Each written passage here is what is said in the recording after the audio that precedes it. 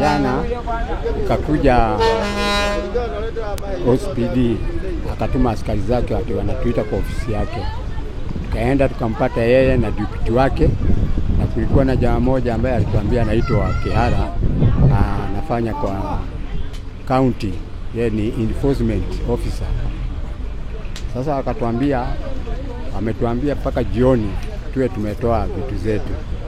Sasa ilikuwa kitu saa 6, tukapuza, tukaona hapa hatuwezi kuwa tumetoa hizo vitu zote, tutatoa tuende wapi?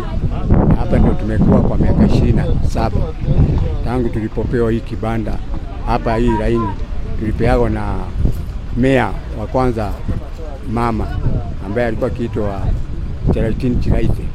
Sasa kufika saa 11 ya asubuhi washakuja, walikuwa enforcement ya roli mzima ya county council, na tena walikuwa na gari paka ya breakdown.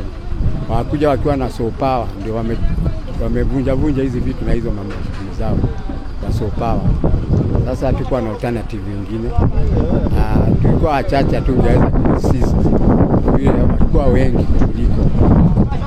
Biashara tumeathirika, watu karibu 45 hapa. Kwa vile kuna vijana mechanic wako hapa, hana mahali ya kwenda, kwao pia kumeathiriwa. Hakuna kazi inaendelea hata. Ile inaendelea, mama tu amepika chai yake kitu 2-3 ili apate za kupelekea watu wake jioni, lakini sisi hakuna kitu tumepata.